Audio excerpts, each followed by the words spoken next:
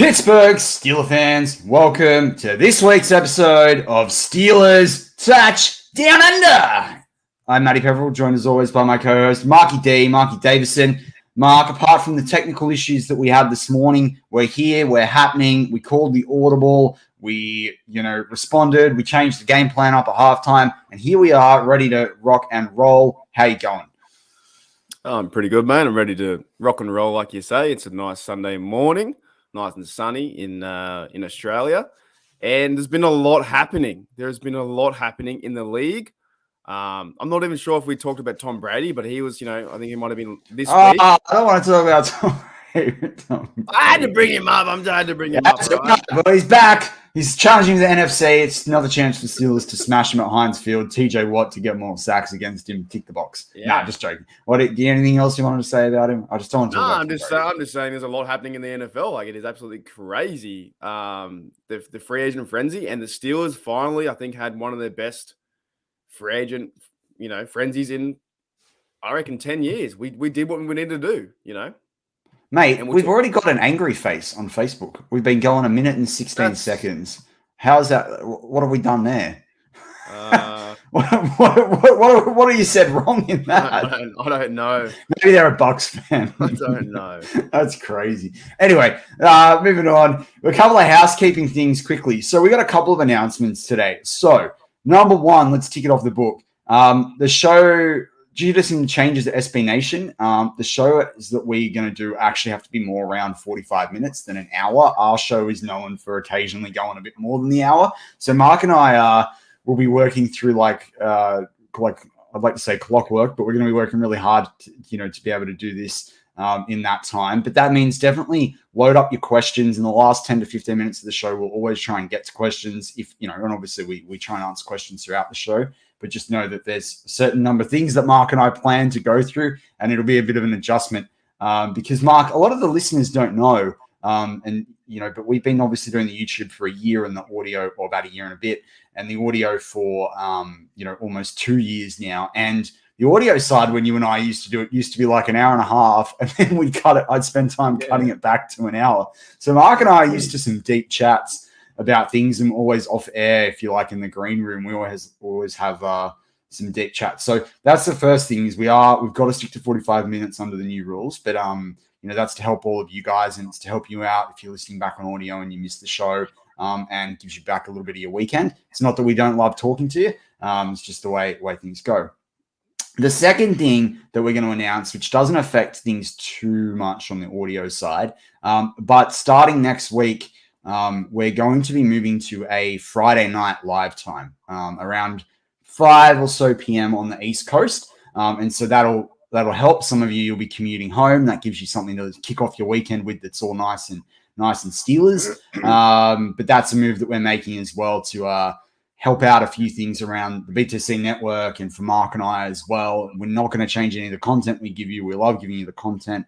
But this is one that will help us all out. You'll still get Tony Duffio at 9 p.m. So we're doing the double night Friday night. But we know that this might actually help a lot of BTSC listeners, where Saturday afternoons, on the West Coast, Saturday early evening on the East Coast, it's a bit hard to catch us live. So we're hoping most of everyone can be able to shift over to that time, whether you're commuting home or already finished your work week, or whatever time it is for you. But obviously you'll always still have us on the audio side of things.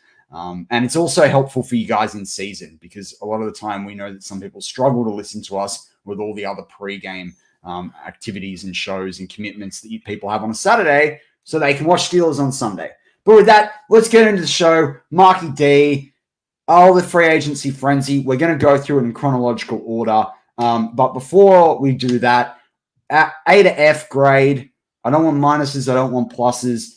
What grade are you giving overall to the Steelers free agency so far? And factor in the cuts that we made, not just the acquisitions. I'm going to give them C for competent. Okay. What does A stand for? No, only Joe C, because that came to my mind. I hate giving grades. We're in the off season. We don't want to fall into the trap where we're a Super Bowl team in the off season, but I do like what they've done. I really do. I think they've shown up the O-line. They brought in the cornerback stuff too. I like what they've done with this team. They brought in the QB. Now we'll have a discussion around the QB as well. I still think there's a chance that Mason can start. I've said that from the last 2 months that there needs to be competition no matter what. And yeah, I'm pretty happy what they've done with their money, and it's been the busiest free agent period that I've seen in a long time. So I love it. Well, you brought up Brad Jewett. Happy birthday to Brad Jewett. Yeah, Brad. You know, it's always good to celebrate a birthday. March is a good time. So yeah, happy birthday. We hope you're enjoying it. Hopefully, it's your Saturday evening. Hopefully you've got a nice dinner or drinks or something, whatever you want, whatever you like. Hopefully something nice is special and planned for that. Always good to celebrate birthdays. We are the BTSC family. Another piece of housekeeping that's been brought up in the live chat. I feel like a print, you don't have principal in America. What do they call it? The head of the school. What do they call it again? I haven't a mental. They've got principals. Surely. Is it principal? No, there's another word that they have for it. Dude, there is. Have you not seen Simpsons? Principal Skinner. Oh, it is principal. I was confused with Superintendent Chalmers there. They look after the whole district. Yeah. No. So the other piece of housekeeping is we talk about Bisky business on this show. We're not talking, Mitch Berg. I don't want that. I don't want that Mitch Berg. I don't like that Mitch Berg. You have this Mitch Berg stuff. Look, every new player, we put the Berg on the end of it, don't we? Like every single new player. It's Bisky business. It's Bisky business. Risky business, Bisky business. This was the opposite. It was good business. I'm just going to call him Mitch, because it's easier. Mitch. At least it's better than Mason chasing his tail. Anyway, so let's crack into it. Massive week for the Steelers. Lots of transactions. So let's cycle back to about a week ago, for us. So Steelers, they signed Arthur Millette to a 2-year contract. Mark, what your thoughts on that? Happy with that? Liked it too much? Yeah, nothing too big really. But then they went and signed the other blokes too. Killebrew, and Killebrew and those guys. Well, Killebrew and Millette are just like special team guys. You kind of need them to fill that role, but nothing truly exciting. I don't think with Millette. I think he played about 30% of the snaps last year. Nothing really stands out and says, "Oh, that's a massive move." But how the other pieces form together on the defense, I'm okay with it. Like, you need that guy to fill in for some snaps. You can't play your starters all the time, so he might be third or fourth cornerback on the roster. Yeah, I think good depth piece. He knows the defense. I think. I remember Jeffrey Benedict, did a piece on that how he was being used by the Jets, and that he might be better in Pittsburgh. I think he was. These are the sorts of players that you don't want to be disrupted by. Like, you can go out and get all the top tier free agents, but they gotta take time off the field sometime. Like, we see that with Tutska come in for or Tutska, however you say it. Come in to spell TJ Watt. You want guys that can be spelled, and we need depth at the corner piece. He seemed like pretty cheap. They haven't announced the deal, but I did see a tweet out there from one of the NFL reporters that it was similar to Killebrew's deal. So Killebrew, obviously, we signed again, as you mentioned him there. I really love that. I thought he was a special teams ace for the Steelers. Really like what he can do. I think, familiar with Terrell Austin. I think that's going to be a real benefit to the Steelers as well. The other piece, and it came out a couple of days later, I think, technically, but it's also hard because you and I are in the future, so something can be announced, but it's always the day ahead for us. So you've got to sort of compute when did it land for us and then when did it land in the US. But I'm just going off the Steelers transaction list. But Chooks, what did you think of the Chooks deal? Man, same kind of thing with the other guys as well. I know I'm bringing the other guys into this, but it's a move that wasn't a massive play, but the Steelers don't do that. I kind of like Chooks being there at what are we, right tackle? He can shore that bit up there. We have a 3-year contract. We now have that. The O-line is looks like it's set besides center, right? It looks pretty much set beside center. Who's going to be our center? But I like it. I like just to once we have a mobile quarterback with Trubisky or Mason. I'm not deciding yet. Okay. But whoever's going to be a quarterback there, I like the 3-year deal because all these fellas are starting to get 3-year, 2-year deals, and we still have Dan Moore and Dotson on the other side. This O-line is already improved by bringing him back. Yeah, I agree with you. I think there's continuity on that O-line where there's a lot of change. I think we know he can play on the left or the right, but he seems to be doing better on the right. I didn't love the money when you heard like 20 mil over the first couple of years, but it is really team friendly where it's only 4.3 million this year. Then it goes to 13 million next year and then 11 million the year after. Roster bonuses of 4 million in each of those years. So if he doesn't make it, it's not a massive hit to the Steelers' salary. I think it only ends up being like a $6 million cap hit. If he's cut, next year and then 3 million the following year. So I think that's pretty decent, especially when Over the Cap did reports on 30 free agents before the free agency started, and they had Morgan Moses, who I'd said maybe you want to pick up. Shannon White and I were talking about him when you were off recently, and they had him at 8 million per year average, with 15 million guaranteed. Chooks is a lot younger. Chooks is probably played better when he's on the field. Only allowed, I think, 2 sacks last year.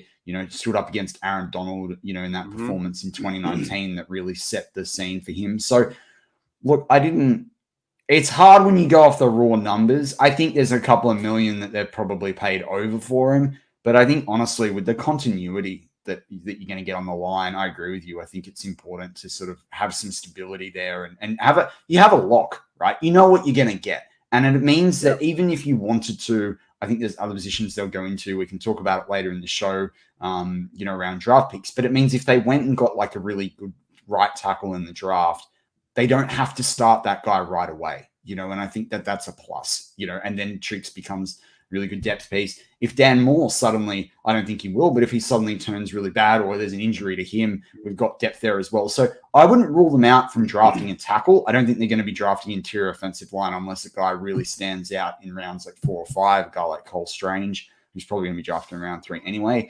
But I think, as you said, it's just shoring up that tackle spot. Well, we know when. Oh, you sorry. go. No, okay. Oh, I was going to say, we know who we're going with our O-line going into the training camp, I guess. Like last year, we had, 3? Was it 3? No, 2 rookie starters?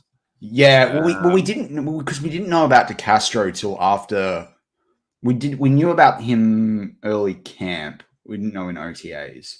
Yeah. So at least we know what we have now with, the other bloke coming in who we'll talk about as well, the right guard.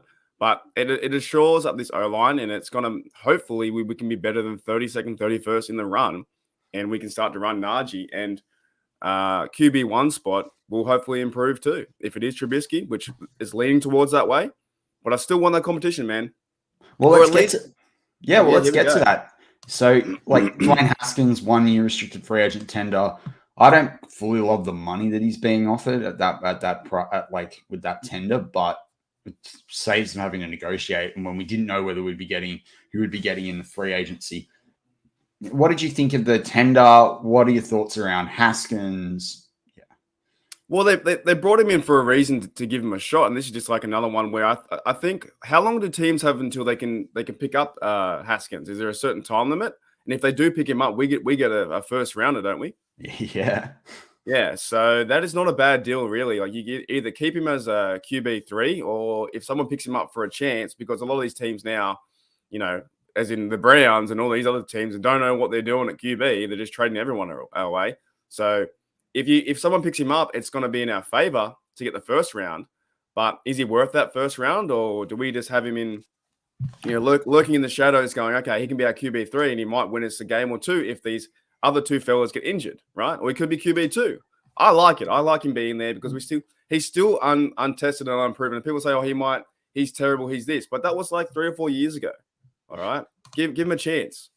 Well, so this is the thing, because you know what I find interesting is and I don't want them to. I think Trubisky's the clear starter. I don't want them to get rid of Mason, because Trubisky, the way he plays, he may miss a game or 2. They may choose to rest him a game or 2, depending on a stretch, or limit the snaps or whatever it is, right? But where I'm sitting, particularly if they get up in a lead or what have you. But I sort of wonder here with Haskins, that tender with the first round draft pick, there's going to be very few teams where they want to do that unless something happens, that makes them there's a big injury. But with everything that's going on with Baker and the Colts, you kind of think the Colts have a gap you wonder if, and look, I don't know about, deeply about the scheme fits with him or what have you. You kind of wonder if this helps the trade market for Mason. Do you know what I mean? Like we've got Trubisky now. Haskins, the compensation's too high. Whereas a team, if they're really in desperate need, could probably go, oh, look, do you want a fourth? Like you look at Seattle, right? Right now they've got Drew Lock. Now, yes, they've got the 8th pick in the draft. But, I've seen stuff now that's talking about Detroit. Do they fall in love with Malik Willis? Could Malik Willis go as high as number 2? If you think about it, Trey Lance sat for a year, and Trey Lance, was the 3rd pick overall, right? So if you think about it from that perspective, and then they can sit him behind Jared Goff, suddenly are the Seahawks at 8 or whatever it is going to take, Kenny Pickett or a Matt Corral? I don't know, right? And so this is the thing. I just wonder whether it opens up Mason's market. I'm happy they've kept him on the roster. I think it's important, but now we've got Trubisky. I'm a bit more open about who the depth guys are, particularly because I would still like to see them draft a quarterback in rounds 2 or 3, unless they're completely sold on another guy. But as I say, we'll get to Trubisky himself, but I'm a lot more confident on Trubisky than I think some people are. So the next ones were we terminated Zach Banner and Joe Schobert, saving about $14 million on the roster. That happened. I think it was interesting. They did the smart thing. Like when I talked about it on War Room this week, I wanted them cut straight away, but they did the smart thing as the Steelers do. See who you're going to bring in before you make those cuts on the O-line and at linebacker. So that makes it, I guess, thinking about Joe Schobert, they brought in Miles Jack. How are you feeling about Miles Jack? Because I'm loving this move, mate. When they decide his number, I'm getting a jersey. Have you got a spare 3 hours? Miles Jack is a winner. He has shorn up this defense. So think about this. Alex Highsmith, Cameron Hayward, Alualu, Tuitt, Watt, Devin Bush, and now Miles Jack. The front 7 will be scary. Look out. I reckon top 10 defense. And this is why I'm saying it's not going to matter too much who is QB1. And I do want to get in this bit of discussion too with the QB1 because why? Well, we will when we get to Trubisky for sure. But it's Miles Jack being there in the defense is going to help out whoever is QB1. All right, but it is one of the best moves I've seen on the defense to bring in a young fella like that. Now the defense is all around 26, 25 years, old or average or whatever. And we have Minka in the backfield. It doesn't need to play, the run as much anymore. He can flow around and do stuff like that. And Miles Jack and Devin Bush should connect together and build a big duo and become something massive, I think. Because now you have Alualu and Tuitt back as well. This front 7 is scary. Mate, it's much like if you sat there a year ago and said you're going to get Schobert for a year, he'll do a little bit, and then next year you're going to get Miles Jack, you're sitting there going, hell yeah. I mean, I love the energy. He means business. Oh, yeah. Listen to that interview. I've always liked him. I liked him coming out at the draft. I was disappointed when he got taken by them. It just thrills me to bits. He's won 4 games in 2 years. Well, that's it. But you heard him say it. He was just like, I want to go somewhere where I can win. Yes. That's what he wants. 4 games in 2 years. He is going to win at least 10 or 11 this year with the Steelers, at least, because he is a dynamic player. It is one of the best moves I've seen the Steelers make in a long time, and how we are winning the free agent period, because you have middle linebacker was a missing spot. Like Joe Schobert, I was excited to see Joe come over, and then he laid a duck egg, and nothing happened. Nothing really exciting happened with Joe. I've never seen someone, tackle a player 5 feet away because he was never there. I just got involved. Can you imagine if we had him last year? Oh, it would have been, mate. Do you reckon the Steelers go further if they have him last year? It'd be hard to get past the Chiefs, but I don't know. We might have won the division, possibly. But the middle linebacking spot, because Devin Bush just seemed like he didn't want to tackle either, and you need one of them to be a thumper. So I think Miles Jack can be the thumper, and I wouldn't mind seeing some more blitzes from these two. Obviously, have TJ Watt being the best player or defensive player in the league, and he's going to get after it. Highsmith into his year 3. and now we have Brian Flores too, the linebackers coach. Like, what more can you want? Like, this is like the best situation for Miles Jack to come in to be a Steeler. Like, I'll put it now. I don't even care who we verse week 1. We should win because they're how amped up, and if they're so ready, the defense is ready. We should win that game no matter what, because the defense should be ready. And we don't know about Terrell Edmonds on the safety if he's going to stay, but if he does stay, I'm happy with that, right? If we get someone else in who's better, it's even better for us. It is madness on that defense, and I see what they're doing. They're trying to shore up the defense. So whoever does play at QB1, if it is Trubisky, if he struggles or goes well, I hope whoever goes well. But the defense looks good. It really does.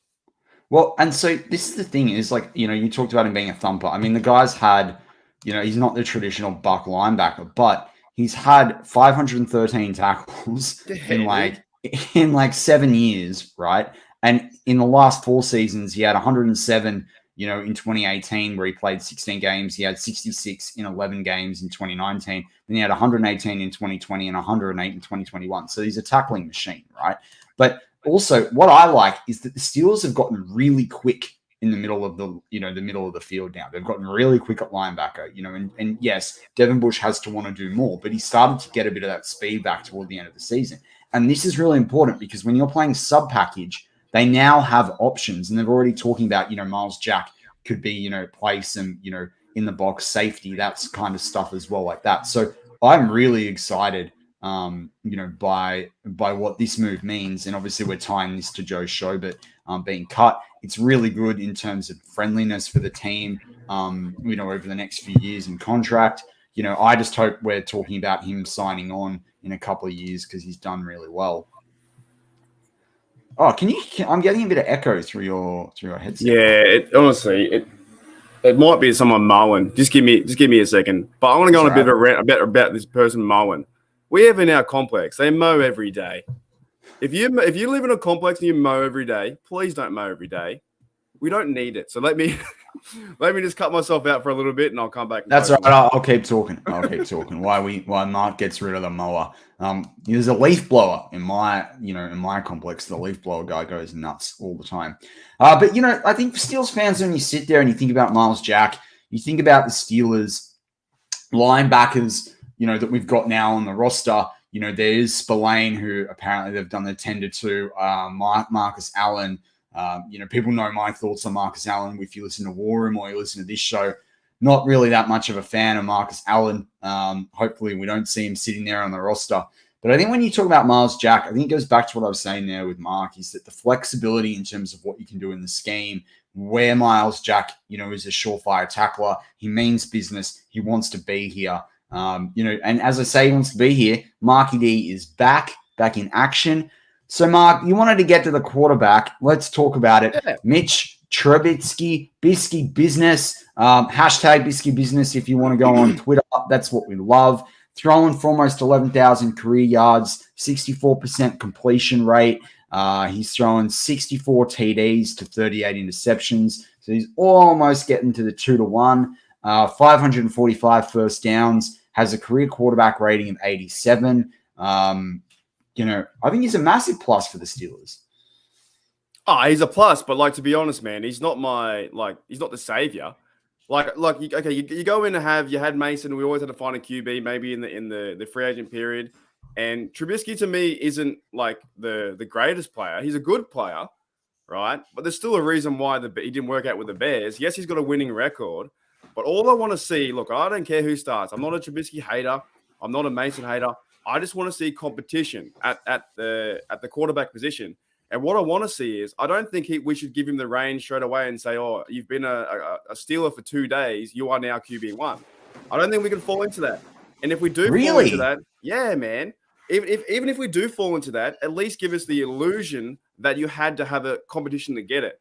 Because why should he come in straight away and just be quarterback 1? He hasn't played a snap for the Steelers, right? Mason's been playing with the Steelers for 4 years, and he has started with the team. Yes, he may have struggled. Yes, he may have some really bad points per game, but he's still been there. And I think there still needs to be a quarterback competition, even including Haskins. I want to see a three-man race for the QB1 spot. I don't think we should just give Trubisky the number one QB role straight away after 2 days of signing.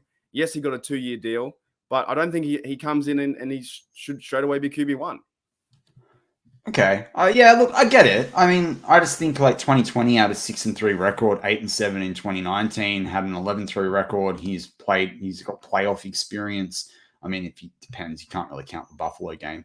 For me though, like, you think about Chicago. Do you really think they had it better going on than what the Steelers have got? Like, the Steelers are a better environment. The Steelers have a better defense. I mean, yes, wide receiver, and people brought up in the live chat, needs a little bit of work. The Bears they had a decent running back at the time. I'm trying to think about who that was. I know Jordan Howard had a good year one of those years. But, like, they've got Najee Harris. He's got Najee Harris at the Steelers. He's got a tight end that he can throw to in Freemuth. And I know, the Bears had some decent tight ends as well over that period. But, like, I agree with you in having competition. But I think the competition will come because I think they're going to – I do honestly think if the right guy's there, they're going to draft someone. And I think that's where the competition comes from. Do you know why I say this? I say this now because the minute he struggles in week 1 or week 2, what are we going to do? Ooh, okay. The fans, the minute he struggles in week 1 or week 2, they will hate on him. Yeah. They won't like him. They will get rid of him. That's what we do as Steelers fans. We love this guy. We hate that guy. That's why I say it.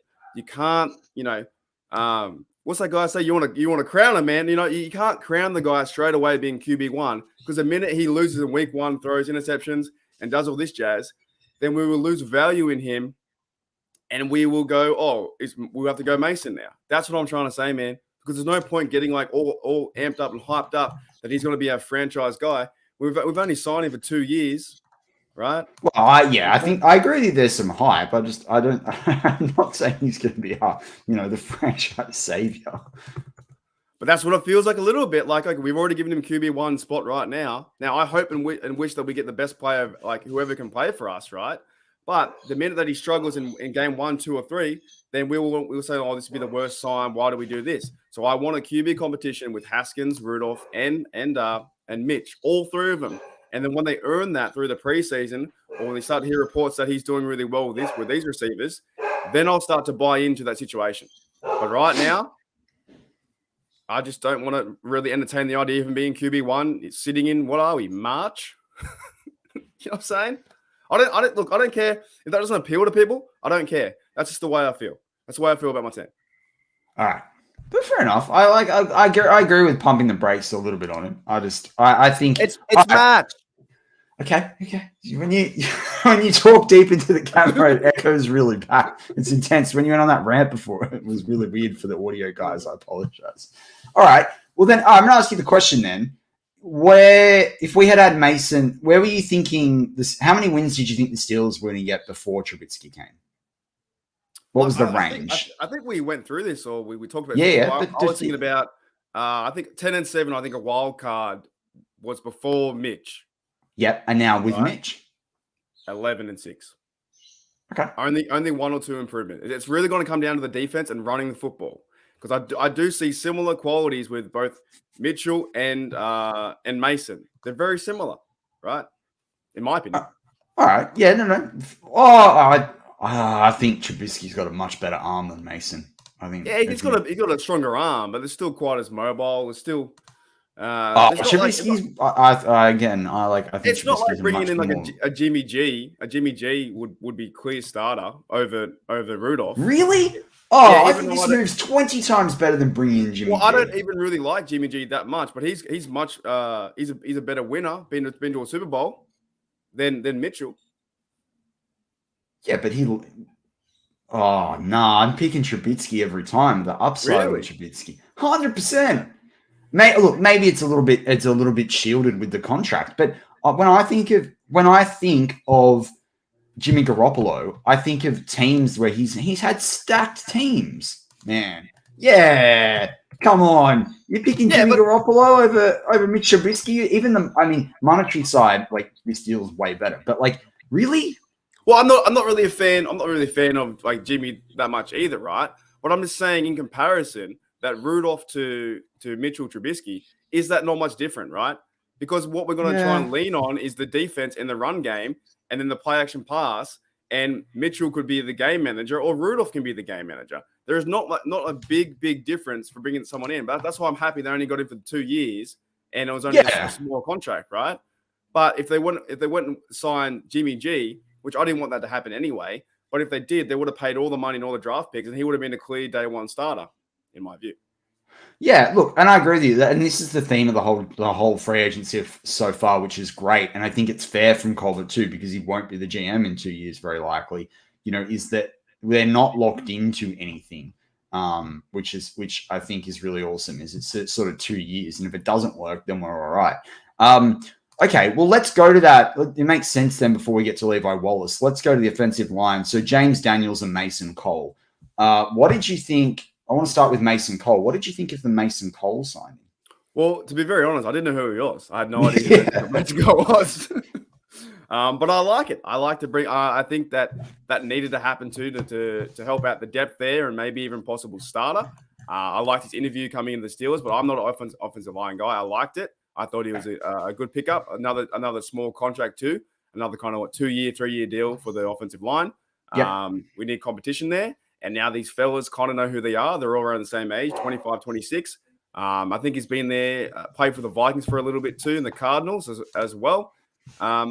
It's either going to be, Mason to Mason or it's going to be James Daniels to Trubisky, which they also work together as well. And my favorite, I think you might go into this next, but my favorite is James Daniels. That's what I want to go into. James Daniels. So Over the Cap did one of those reports, and they projected him to get a 5-year deal, 10.5 per year, 28 guaranteed. The Steelers got him on 3 years, guaranteed of 8.75, and they got him at $4 million this year, $11 million in the following 2 seasons. So we're paying an extra $600,000 more in 2 years' time, with the caps going up exponentially. We're only paying $4 million this year. I mean, yes, it's not over the 5 years where there'd be more guaranteed money and a bigger contract, which would spread that $10 million out. But man, the contract is great too. I mean, it's fantastic. I think he's a great player. I've seen bits of him play throughout the last 4 years with the Bears, and I saw, once he signed, you go and see all the highlights. He's to me, he looks like a Steeler. I love that bit where it smacks the guy down. Oh, there's the one clip going around where he just runs through to the second level and he wrestling move, coat hanger to the chest, boom. I think that might have been the one versus the Raiders, but to me, he's a Steeler. He looks like a Pittsburgh Steeler through and through, black and gold. He's ready to go. He's quite humble. Plug and play day one. Yes, I think he's ready to go, and that gives me much more hope too in this offensive line and this offense that we can start to move the ball. In the first drive and in the first quarter, the kickoff, we can start to score points. And if we do have the QB1 with Trubisky or Rudolph or Haskins, don't forget Haskins to me could also be the lonely sheep in the corner saying, "Oh, am I allowed to play?" And then he comes out. I don't know. I want to ask you a question, man. You put me on the spot the whole time. Do you think that Trubisky plays all 17 games? Does he start? No, but I've said that before. Well, before Trubisky was on the roster, remember I said no quarterback for the Steelers will play more than 10 games, right? And so with Trubisky, I would say, if we're not talking playoffs, I would say you're looking anywhere between 14 and 16. And that's assuming he doesn't get injured, right? Because I think, the Steelers are going to have to spell people. And what I'm saying in that 14, for example, if 14 games total, so he might play half a game in some respects. He might not play the third quarter for a couple of weeks. That's what we want to do. And so I think they're the things. If you want to use him, you want to get him into that run game. There's the 17th game, depending on where you have the bye as well. That's going to affect it. I mean, I'm not over this. I would just rather we go 18 games, a bye every 9 weeks. I just think the NFL would be so much better for it. But anyway. Right in the half. Yeah, that'd be good. I think they should do a bye when the Premier League in England goes off for a couple of weeks and people play international games. I mean, just have a week in the middle of the season where it resets, because it gives teams a chance to get players back. It's better product on the field. The players would then agree to the 18 games, 2 or 3 preseason. I just think, and I expand it to 8 teams in the playoffs. I just think 17 games and 7 teams in the playoffs. It's just. I don't like it. You're playing 9, break 9, which makes a lot of sense. 100%. Because otherwise, don't some teams get buys at week 15 or week 14? Yeah, and some of them get them at like week 5 and 6. Like the Pittsburgh Steelers. Some teams don't even get them at all. That was us, wasn't it? We got mucked around. Yeah, that's it. Oh, Steeler Chicks joining us live.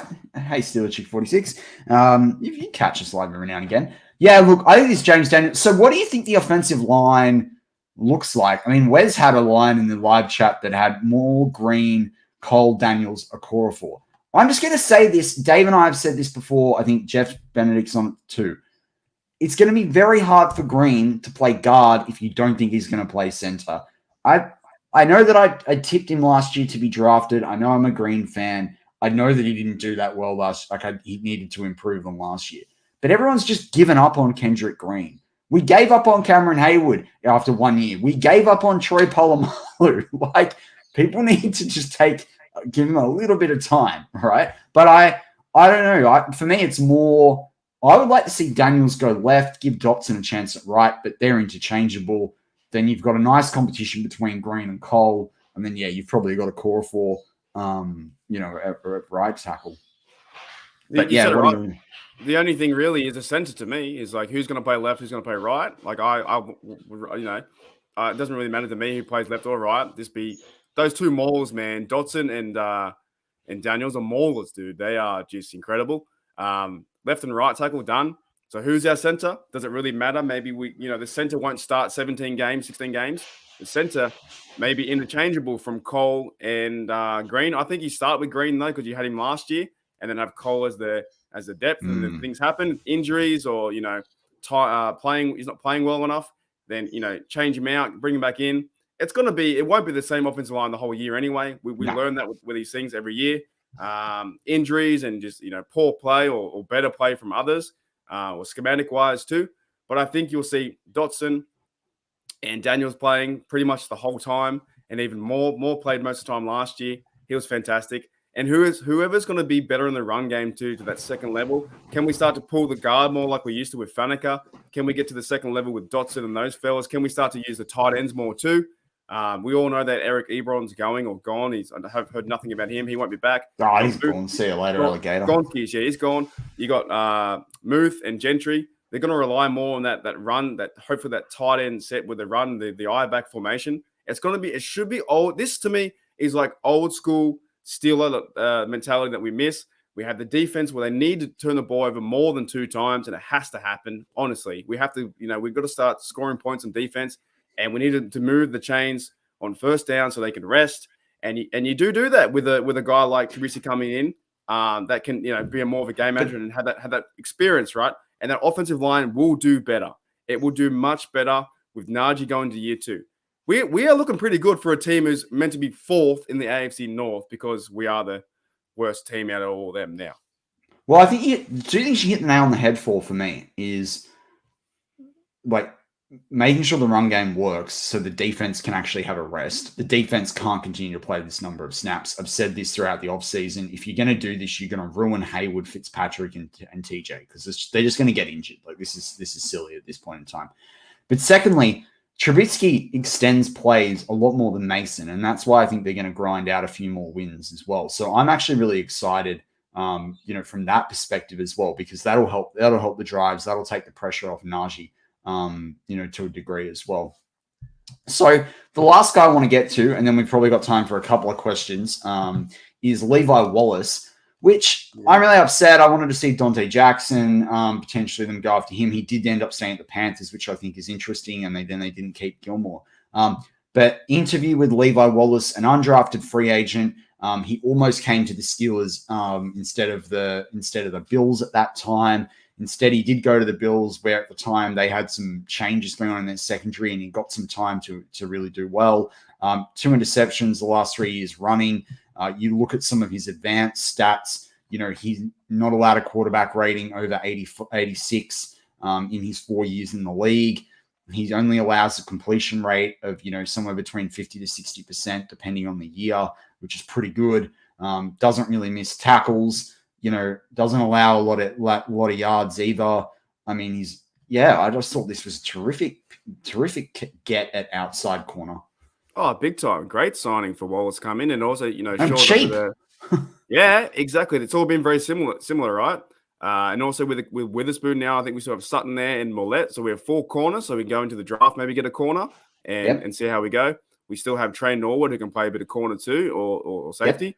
Yep. I think the only one they're really missing at, like, honestly, this defense, this is I'm so excited to see this defense play because the only missing piece I think we have now, or at least for the whole identity of the defense, not saying that, that Akila Witherspoon or Wallace is like the best thing since sliced bread, right? They're good pieces on this defense, but is the safety. And if we don't get Edmonds back, then we find someone better for sure. That's great. If we do get Edmonds back, it's still a top 10, I think, top 5 defense, and they need to play that way. They need to play with that spirit and that passion, because I think Wallace coming in, if he's going to be QB too, like I saw some of his highlights too, and I've actually seen him play a few games with versus us. I think he got a pick versus us last year. He seems very physical. He seems around the ball. He seems on the money most times. He's wants to tackle. He's pretty good, right? I think it's a pretty good upgrade. We all think now that from the cryptic tweets that Joe Hayden's gone, and it makes sense. We did it with Troy, where we kept Troy 1 or 2 years longer, and that didn't really work for our defense. The defense was slow on the back end for the last 2 years. Joe's probably gone. Thanks, Joe, mate. We appreciate you. But we now have Witherspoon at 1 or 2, or Wallace, and Sutton's still in there, and Sutton's been a stealer for a long time. So it makes a lot of sense, right? Well, I think it pushes Sutton into the slot, right? It pushes Sutton inside now, right? Which I think is a good thing. I also think, when you look at this, I definitely think they're in the realms of corner for the draft. Wide receiver, obviously, we haven't really talked about that with the acquisitions, but going back to that defense, the people on this list that wasn't mentioned was Montravius Adams. And I agree with you. I'm hyped on the defense. The only thing for me right now is Tuitt actually coming back? Because if Tuitt's not coming back, why the hell haven't we done something to replace that? So he has to. That's the bit. Moment. Yeah. And even if he isn't, right, let's assume they know something we don't and things aren't going that well. At 20, they can go get a guy. Like, they could go get a Devontae Wyatt out of Georgia, right? They can go get a Travis Jones. Like, they can fix that line, but they can do that because they have Montravius Adams as well. As I said, there are some transaction steals I've had, like Montravius Adams, that we haven't necessarily talked about deeply on the show, but we're going off what the Steelers actually have on their website as fully agreed, not all the paperwork's been signed, basically. So that was the premise for this week's show. Mark, we've got a couple of minutes left. You said C for competent. How about a rating? How about this? Do a bit differently. How about a rating out of 100? 100 being perfect and like 1 being obviously just in the. So I can't say 50. Pass or fail. I like it, man. 70. I reckon they've done really well, to be honest. My favorite on the offense is James Daniels, and my favorite on the defense is Miles Jack. Yeah, I love Miles Jack. That's it, man. Because if this team doesn't win this defense is healthy going to the playoffs, and I don't care who they play in the playoffs, if they don't win a playoff game, like I say it every year, we're in serious trouble. Dude, we're in serious trouble if the defense can't win a playoff game. Come on, man. We are. Like, this is Tuitt's back, Alualu's back, depth behind him, Montravius Adams. I think Wormley might still be in there, those kind of guys, like the guys, Highsmith needs to prove a big year 3. His mates can't go do everything. 2 good corners, like, solid corners. Minka can start to run around now, and Terrell comes back.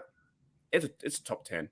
It has to be. Yeah, I got them about 80 because I think that the acquisitions they have made give them so much more flexibility in the draft. And we talk about the Steelers wanting to fill the needs, right? They only need to hit 2 or 3 guys in this draft, and you're like, next, like, I'm looking forward to. I don't know, like, I'm obviously looking forward to this season. But you think about next year with Highsmith in a year 4, Deontay in a year 4, the rookies that we had last year in their year 3, like, this team is starting to build. And I think the Steelers are going out and picking who can they get, what can they do. And, as the rest of the league, and we haven't touched on the rest of the the rest of the division, which we haven't really touched on, which is good. I want to talk about Steelers. I'm done hearing. If I switch on anything about the NFL right now, I'm hearing about everyone else in our division. But the Steelers are building a competent team, and that's what's going to be needed, because there's no point like the in the NFL of us having, look at the AFC West with all the quarterbacks they're having. You're just going to have shootouts. But we have a defense. Like everyone's like, the Browns investing in Deshaun Watson. That's great. But when TJ Watt's putting him on his ass, several times a game and destroying drives, does it matter? And this is the thing that I'm really excited by. So I don't know. I'm interested to see how this secondary comes together. Everyone's talking about safety. Is it Tyrann Mathieu? Is it Tremaine Edmonds? Not Tremaine Edmonds, Terrell Edmonds. Freudian slip. I do really like Tremaine Edmonds. I think this safety position is the next one they've got to fill. But don't be surprised to see the Steelers, maybe if they don't get these guys or Terrell signs contract someone else, they could go trade. Like I could see them go. I could see Colbert, if that was the gap, I would see Colbert going and trading. But I like Landon Collins. The fact he's available makes me really happy. I in some ways prefer him if it's team friendly than Tyrann Mathieu. The thing about Tyrann Mathieu for me is like I like the fact that if you look at Edmonds, he's got the chemistry with Minka. Minka can play the way he wants to play. There's probably a little bit unknown with Tyrann Mathieu, but the offense would have to scheme for Tyrann Mathieu. And can you imagine having to try and scheme for Tyrann Mathieu, Miles Jack in there as well, and Minka Fitzpatrick, while you've got Hayward, Tuitt, and TJ Watt coming down on you, plus Highsmith, the unknown? I mean, far out. It makes sense, though, because all the other AFC North teams, we play them 6 times a year. They went into, the offensive route, and they got Amari Cooper, they got Watson, all those guys. They got Jackson, they got, Jerry Brewer. They got all those dudes over there, right? Which, man, that nickname is almost a slander or a slang. Like Jerry Brewer, I hate that name. I can't say it. But they got all the offensive guys, right? But we have the defense now. We have like a crazy Steel defense. And yes, these fellas need to turn up and play because they haven't been doing it the last few years. They have like what? Almost 150 yards a game running, but they'll get back at it. And the additions of Miles Jack and Wallace and shoring up Witherspoon, all these guys, man, it's going to make it better. Devin Bush coming back from the off season too will make it better. And Brian Flores too, the coach. It all feels like I'm telling you right now, we have like that first game. I want to see them not give up 20 points. Like go back to the old Steeler mentality, where you shut down the run, force them to pass, pick off a pass, or get them in third and 10, third and 15. I think that's going to happen. And TJ is going to get even better this year. Like, he's just a freak. He's a freak. So, and the other thing, too, is there's guys like Larry Ogunjobi who didn't pass the medical. Like, give him another month. If let's say if Tua doesn't come back, you go in and get, like, a guy like Larry Ogunjobi on the cheap, like Akeem Hicks, although I can't remember if I saw that Akeem Hicks actually has signed a deal or not somewhere. I saw talk about it on Twitter. And with people talking about wide receiver, like Traylon Burks is a guy, like you add him into this team, that'd be terrific. But there are a lot of players you can add in that'd be terrific. But with that, Mark, I think that wraps up this week's Steelers Touch Down Under, as always. Go Steelers.